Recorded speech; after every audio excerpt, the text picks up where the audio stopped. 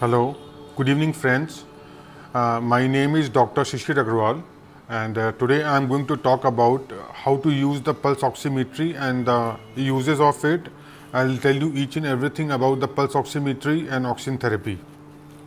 The introduction is pulse oximeters are simply and relatively cheap devices that provide to measure of oxygenation quickly, cheaply and painlessly. However, like most medical measuring devices, they need to be used properly to avoid giving misleading information, and the result it needs to be inputted correctly. This document gives information on how to use pulse oximeters correctly and some information on how to interpret the results. The information does not replace the need to be familiar with guidelines on managing hypoxemia in asthma, COPD, or pneumonia or other cardiorespiratory disorders. The purpose of making this video is that the patients of coronavirus who are home quarantined and who are being asked to keep a monitor on the oxygen level through the pulse oximeter. This particular discussion talk is for those patients to know the details about the pulse oximetry, how to do the pulse oximetry, how to make it more effective, how to do the reading, and how to know more about it. So it is in the context of this coronavirus epidemic, I am telling this detail about the use of guidelines of use of pulse oximetry and the oxygen therapy. How to use a pulse oximeter safely. Pulse oximeter measures saturation spectrometrically. One side of the probe emits light and the other side has a detector. The device may be fooled by nail polish or false nails and ambient light. So make sure that when you are putting a pulse oximeter, this is, for example, this is a small pulse oximeter. If you are putting it in the fingers, make sure that the nails does not have nail polish, otherwise the false reading will come. Remove the nail polish on the finger using for measuring. Acrylic nails will also adversely affect the result. Strong ambient light may affect the reading, so make sure you reduce the amount of light in the room in which the patient is seated. Ensure correct probe type is used. Finger probes may not be used in other sites, for example like ears. Pulse oximeter require a pulse waveform. Cold fingers, poor circulation or low blood pressure will affect the readings. So if the arms, if the fingers and if the temperature is low, then it will affect the reading. To make sure the body temperature of the patient is normal while you are taking the pulse oximetry. Squeezing the probe on raising the arm may reduce the pulse wave and affect the signal. Raising of the arm may reduce the signal. Ensure that there is an indicator on the oximeter confirming a good signal, a regular waveform on the display on the flashlight depending on the model. Count the patient's pulse manually and confirm the heart rate on the pulse oximeter with 4 to 5 beats per minute. Warm the hand or apply vasodilating cream if the signal is poor. You can warm the hands like this, or you can apply thrombophobe. There is an ointment called as thrombophobe which you can apply locally on the fingers, where you have to take the pulse oximetry, and after applying the thrombophobe, the temperature of the finger on which you have to apply the probe will immediately rise. Warm the hands, that's it. Avoid squeezing the fingers with the probe. The hand should be roughly level with the heart. At the level of the heart, the hand should be there. The reading takes time to stabilize. The oximeter should be placed for at least a minute or longer if the reading is not stable. Now I'll tell you about the cautions.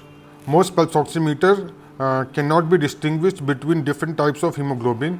High levels of carbon monoxide will cause high levels of carboxyhemoglobin, which will be mostly interpreted as oxyhemoglobin by the device.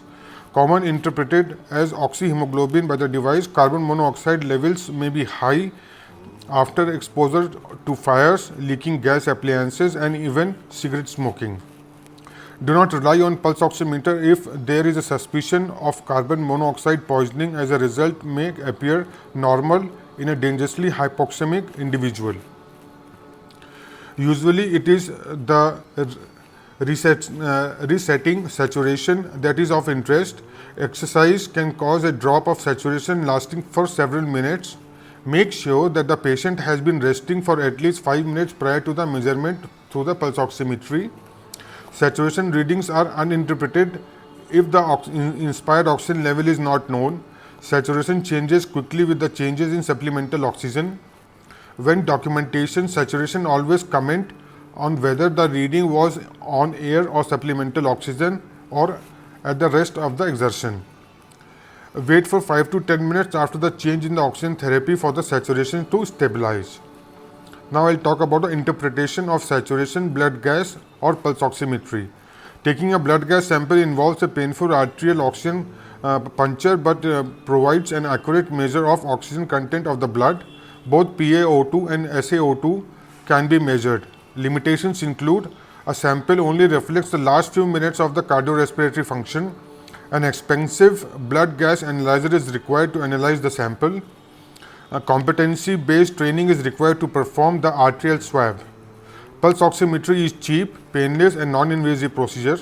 Monitoring changes in oxygenation after treatment is straightforward. Limitations include inaccurate results in case of cold hands or nail polish or something like that, which I mentioned earlier, or inability to measure the ventilation.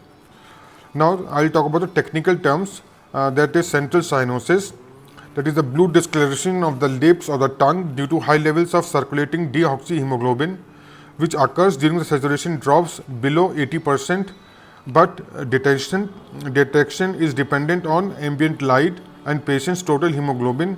It is an unreliable sign. Percentage of hemoglobin in arterial SpO2, percentage of hemoglobin in arterial blood which is saturated with oxygen measured by pulse oximeter.